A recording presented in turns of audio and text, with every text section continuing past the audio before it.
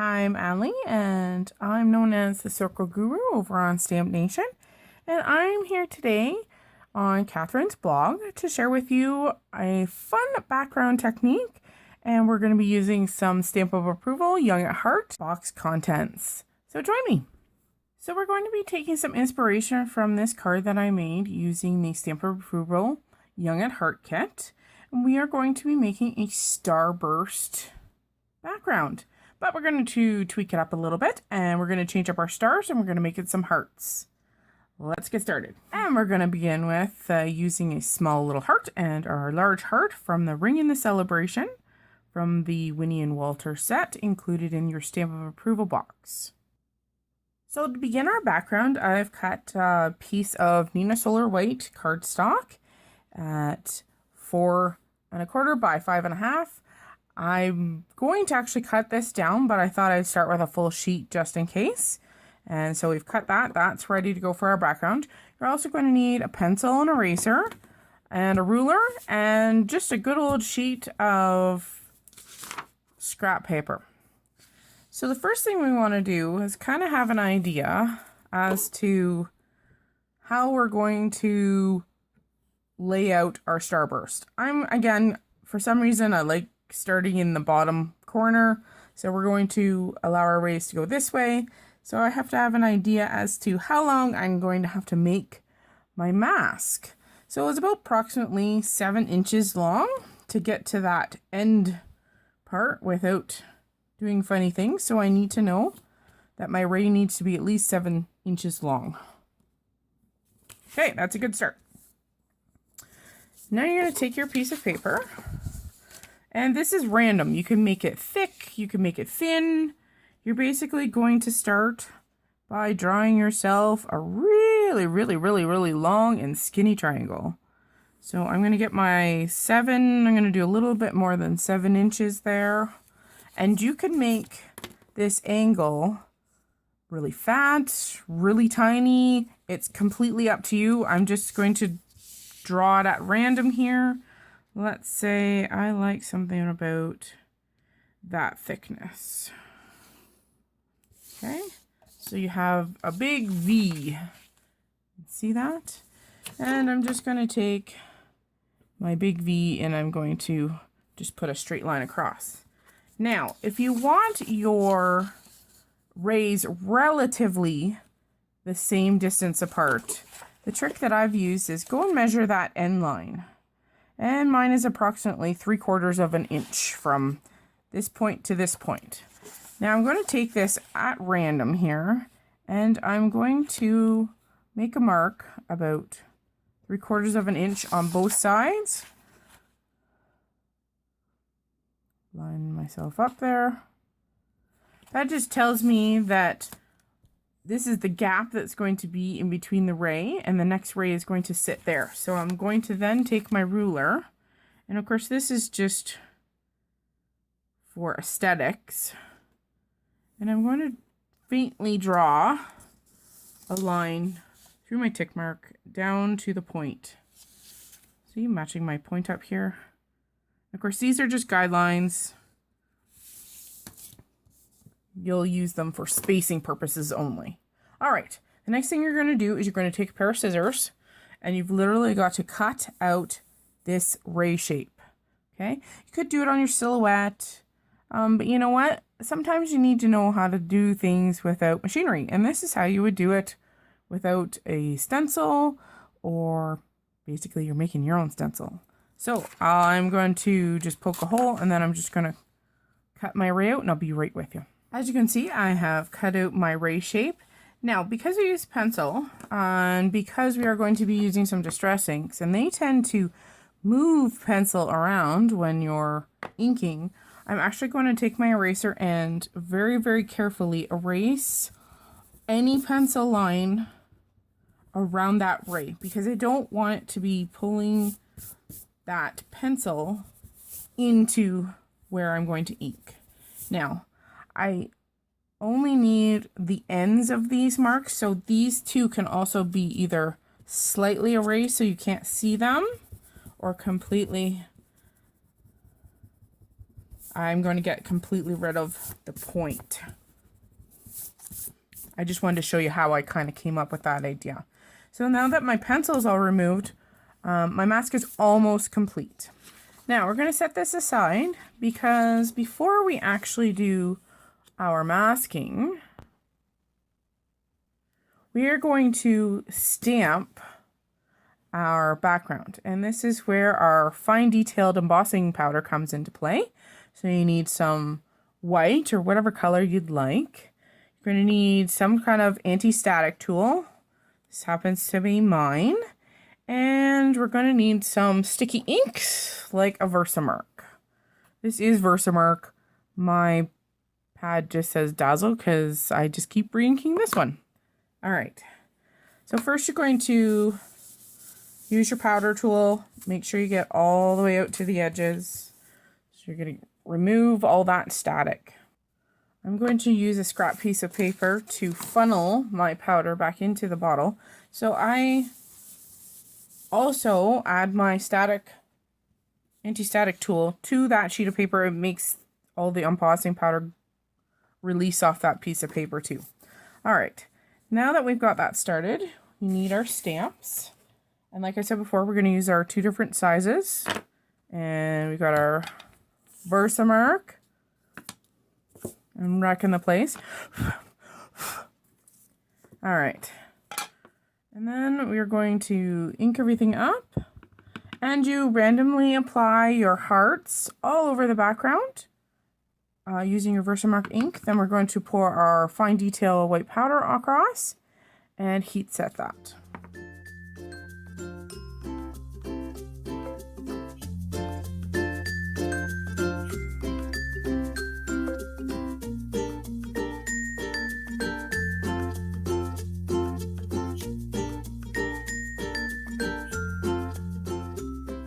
Before you begin using your heat gun, always make sure that you warm it up for 15 to 30 seconds before. Make sure it's nice and hot to ensure that your embossing powder melts very quickly and then it doesn't warp your paper in the process.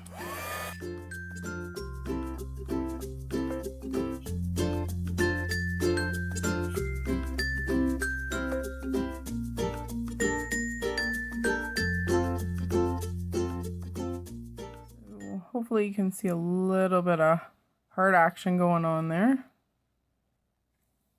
Now I'm going to go in with my smaller heart and do exactly the same thing.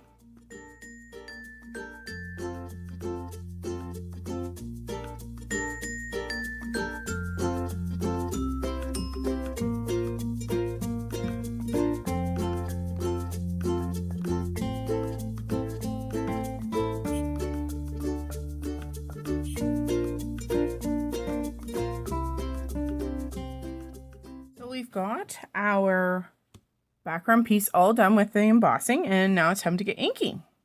So we're going to use some Distressing, some Dusty Concord, and these are Simon Says stamps, Hot Mama, and Wisteria. Set them aside. We're going to use our round ink applicator, and I'm going to actually take this and add a little bit of adhesive to the back, and just to keep it nice and stable on my work surface. Now, back to our mask. I'm going to flip it to the back side. And the thing about a mask is that you want the edges of the mask to remain as flat and adhered to the surface of your paper as possible. So I'm actually going to take my ATG gun, yes, my ATG gun, and run a line of adhesive down both sides of that void. I know it's really hard to see white on white, but it is there. Now, because this is built to be a permanent adhesive, we've got to remove some of the tackiness from it. So I'm going to literally stick it to my pants. So now, minus the cat hair, I have added some fuzz from my pants there to my adhesive, and it makes it less sticky. So now it's a non-permanent adhesive. Yippee. Okay, so since I'm going to start down in this corner making my starburst go this way, that's where we're going to adhere. I always like to do my longest one first, and then you can go to the right and to the left of it. And I'm going to make sure that my stencil is off of that card, pressing it fairly firmly, making sure that that edge is completely stuck down. Now, the one thing I will do is I'm going to take my pencil again, and I'm just going to mark the end of our V. It's just for placement purposes, so I know where to put it. And you know what? I'm also going to mark the edges up here. It's going to, again, work with placement. So we are going to start with our lightest ink. This is Hot Mama. And I'm just going to ink up my tool here. Sorry, my arm's in the way. Starting off lightly, so you can dab off a little bit, because you don't want ring marks. You want to go in nice and slow, nice circular motions, different directions.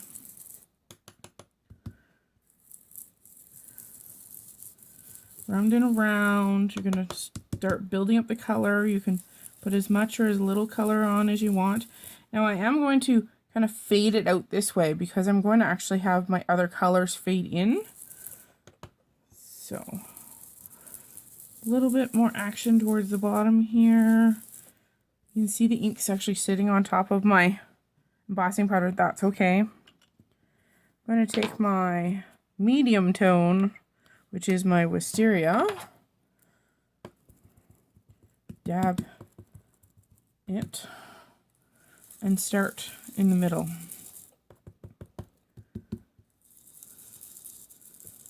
And this is where you kind of have to be patient and figure out what you want for layers, how you want them to blend.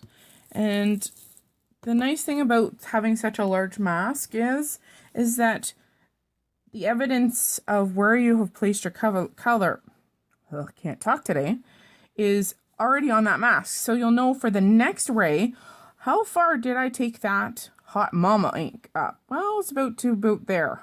And where did I take that wisteria ink to? And I'll know to approximately there. So by having that larger mask, it's going to help you in the long run. It's going to tell you how far you went with each ink, which of course you're going to repeat again on the next ray and the next ray and the next ray. Okay, onto my Distress Ink Dusty Concord. And again, I'm starting off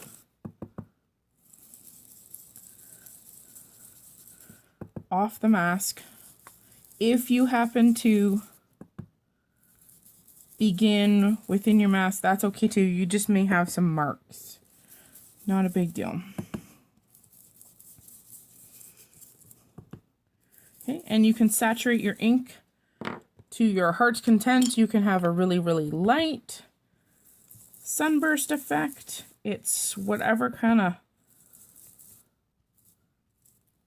tickles your fancy. Now, the one thing I did learn is that if you now take this is just a cut piece of paper towel, and you buff your heart to get rid of the majority of the ink, it's better to do it with the mask on, because if you go to do this without the mask being there, you can possibly transfer your ink to the white areas, and we don't want to do that because we want that effect of that beam of color. So take that extra time and buff out any of your embossed images. Okay, so I'll show you how I reposition, and we'll go from there. Now, remember, this mask has to come up really, really, really slowly. The last thing you want to do is to tear the paper that your background is on. Okay, so take the time to peel it off ever so slowly, and you have to be gentle with it. I mean, it's a very, very thin mask to begin with. It's not a plastic mask like you might buy from the store. It's good old thin paper, and you don't want to rip it because you don't want to have to make it again. And if you have to, take it to your fuzzy pants again and add a little bit more fuzz to remove that tape. All right, so we're going to set this aside for 2 seconds and see, there's our beam of color. Isn't that cool? All right, so to position it, remember our registration marks? Yep, they're going to come in handy. So what I found is that if you take your ruler and your pencil, and if you extend, now for the first one, you're going to extend on both sides, extend that line, it makes it so much easier to line up those guides. So do this on a piece of paper. So they have the ability to do this. Okay, so there's our registration line. And remember, we drew our point down here. So I always line up my point first. We're going to go down. So you kind of have to rotate it. And then see how you can kind of see it through the paper? And that's the secret. So you want to gently, gently, gently, gently, gently. Okay, run your fingers down those edges because that's what's going to hold your mask in. And that line now matches up with that line there. Okay? It's the cheater's way of positioning. All right? And they should be relatively the same spacing in between them. So I'm going to quickly do one more and then I'll finish off my card and I'll bring back the finished product for you guys. All right, so starting with our lightest, move into our medium, and away we go.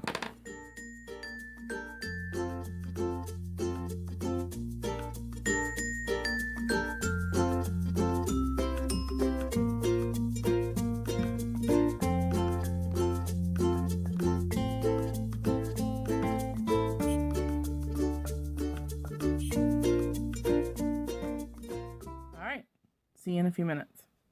So here's our finished panel and it's all ready to do whatever you're going to do to it. And I think I am going to trim mine down a little bit and I'm going to go back to my original inspiration here and we're going to take a cue from it. And thanks for joining me today. I'll show you what I did with my panel at the very end of the video. So here's my first card that we took inspiration from using the stars and the rays. And this is the card that we created using our technique. And I used a wide variety of stamps and die cuts from our Young at Heart box and created this little basket of wishing somebody a happy birthday.